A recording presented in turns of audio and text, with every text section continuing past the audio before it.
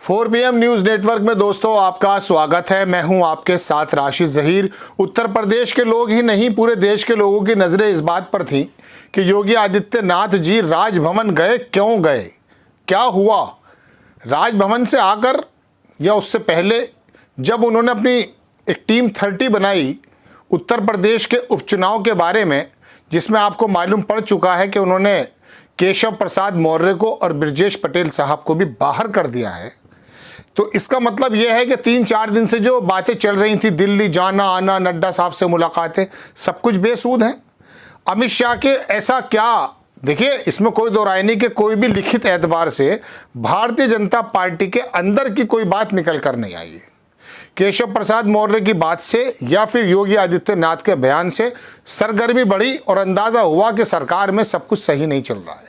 ऐसे समय में जब राजभवन जाने की खबर आई तो कल की स्थिति ये थी कि देश का हर पत्रकार ये जानना चाहता था कि क्या इस्तीफा देने गए।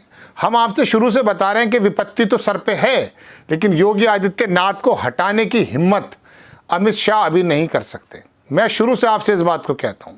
हालांकि मैं तो इस बात की चर्चा भी नहीं चाहता, लेकिन वाकई जब सरगर्मियां तेज हुई, केशव प्रसाद मौर्य के मुंह से जो शब्द निकला कि संगठन से बड़ा कोई नहीं होता, और योगी आदित्यनाथ जी ने भी कह दिया कि साहब अति आत्मविश्वास ले डूबा है, तब महसूस हुआ कि नहीं, वाकई कहीं ना कहीं कुछ गर्मी ज़रूर है, कुछ बातें ज़रूर हैं, आपको बतानी चाहिए, वरना अफवाहों पर खबरें नहीं दी जाती। लेकिन अब ये राजभवन गए, अमित शाह से मुलाकात या मोदी जी से मुलाकात हुई, भूपेंद्र चौधरी जो भारतीय जनता पार्टी के अध्यक्ष हैं वो भी हट गए, ये तमाम चीज़ें चल रही। आपकी वाकई एक दुविधा है।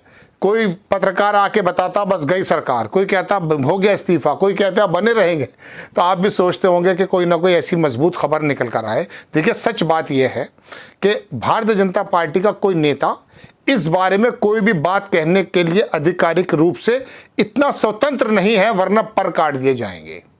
अनुशासन नाम की चीज आज भी भारतीय जनता पार्टी में बहुत ज्यादा है।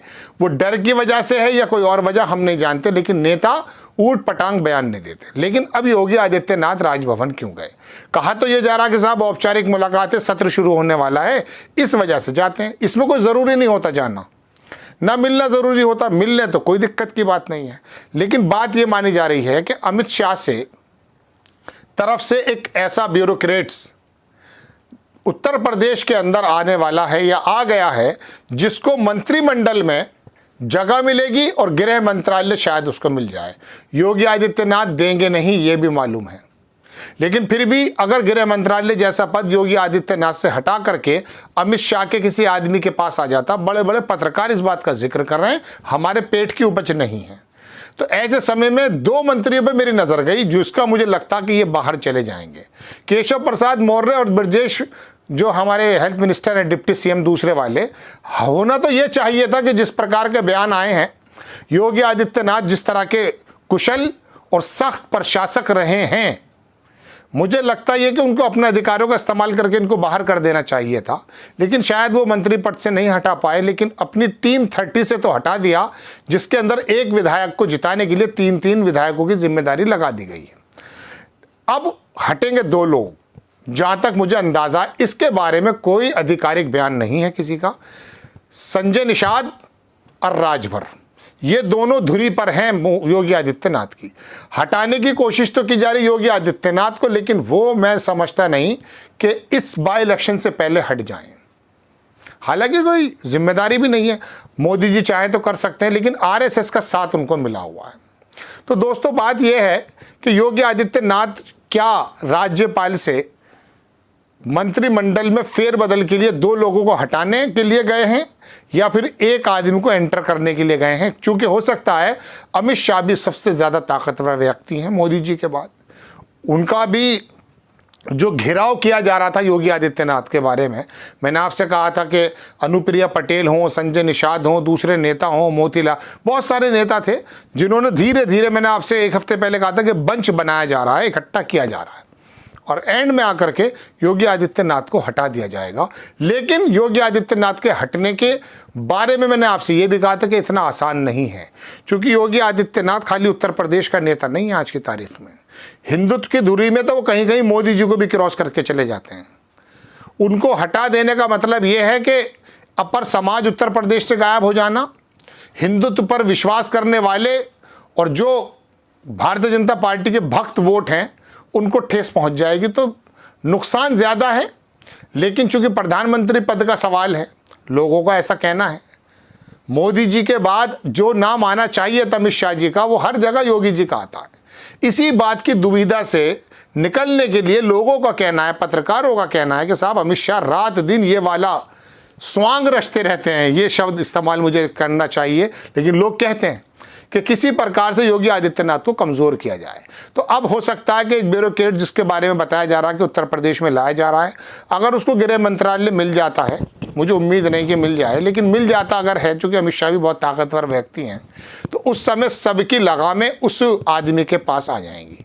एक खबर में सुन रहा था कि महाराष्ट्र के अंदर कहने को तो महायुति की सरकार है, लेकिन एक गुजरात से व्यक्ति अपनी मेज़ डाले बैठा है मुख्यमंत्री के ऑफिस में, सारे काम वो चलाता है। गुजरात के लोग कहाँ कहाँ काबिज हो गए ये तो आप जानते हैं, कहाँ कहाँ क्या क्या मामला हो रहा है। मैं बनारस की खबर देख रहा था इलेक्शन के समय, तो एक घाट पर बैठा व्यक्ति कह रहा था कि ये जो चल रहे हैं ना, पहले तो वह नौका चलती थी, नाव चलती थी, अब भी शायद चलती हों, तो उन्होंने कहा कि ये जो चल रहे हैं स्टीमर, ये गुजरात के लोगों के। तो बात यह है, बिजली का ठेका हो या पानी का रेला ट्रेन का डब्बा बनाना हो या हवाई जहाज का पुर्जा, गुजराती ही नज़र आता है। उज्जैन की मूर्तियाँ गिर गई हों या बिहार का पुल, गुजराती नज़र आता है। महाराष्ट्र के अंदर भी गुजराती नज़र आते हैं, और उत्तर प्रदेश में कोई बुराई की बात नहीं है, गुजरात भी essential part of the India है। लेकिन जो तमाम कारोबारी हैं, तमाम बिजनेसमैन हैं, उद्योगपति हैं, वो भारतीय जनता पार्टी से कहीं ना कहीं संबंधित। अभी एक आदमी भागा देश से, उसके बारे में वो जो था एड्यू टेस्ट, उत्तर प्रदेश में जो कांस्टेबल की भर्ती के अंदर जो घोटाला हुआ, पेपर लीक हुआ, वो जो टेस्ट करने की जो जिम्मेदारी थी वो एड्यू टेस्ट नाम के एक आदमी पर थी। उसके फादर के प्रोग्राम्स में मोदी जी जाते रहते हैं। ये जितने ये जैसे नज़र आता है तो पता चलता है इस तरह के लोगों का कांटेक्ट भारतीय जनता पार्टी के साथ ज़्यादा रहता है। चलिए खैर, ये खबर मैंने आपको बताई। तो अब योगी आदित्यनाथ जी राजभवन इसलिए गए हो सकते हैं कि वो वहाँ पर उस आदमी का नाम प्रपोज करें, या फिर इन दोनों को बाहर करने की बात करें, ये भी संभव है। और इस्तीफा देने तो वो गए नहीं, ये तो बात कन्फर्म हो चुकी है। दिन भर जो काम चलता रहा, तो आप लोग भी सोच रहे होंगे कि कोई खबर ऐसी आए कि आखिरकार गए क्यों हैं। तो कुछ हुआ होगा कि 2 कदम तुम चलो, 2 कदम हम चलें। अमित शाह की इसी बात को मान लिया जाएगा कि हमारा आदमी वहाँ पर एक मजबूत, हालांकि एक आदमी पहले भी आया था मोदी जी के गुजरात से ही, हालांकि कैडर गुजरात था गालिबन। आजकल वो मंत्री भी MLC बनाए गए, उनको बताया जा रहा था कि डिप्टी CM बना दिया जाएगा। लेकिन योगी आदित्यनाथ की एक बात मुझे बड़ी अच्छी लगती है। एक ज़माने से कहते हैं राजभर को मंत्री बनाते रहो, बना दो। उसने कई जोड़ी कुर्ते पजामे सिलवा लिए, लेकिन इतना लंबा टाइम आया कि जब बिल्कुल इलेक्शन करीब आ गया तब जाके मंत्रालय बैठा है। तो अब इन दोनों का कोई खास काम नहीं रह चुकी है, बयान भी दे चुके हैं, और इनका जो वर्ग है वो ऑलरेडी अखिलेश यादव के PDA पे जा चुका है, तो इनकी कोई ज़्यादा ज़रूरत महसूस नहीं होती। तो मुझे ऐसा लगता है कि इन दोनों के शायद पत्ते कट जाएं, या उस आदमी को एक बड़ी जिम्मेदारी मिल जाए। योगी जी अभी फ़िलहाल कहीं नहीं जाएंगे जहाँ तक उम्मीद है।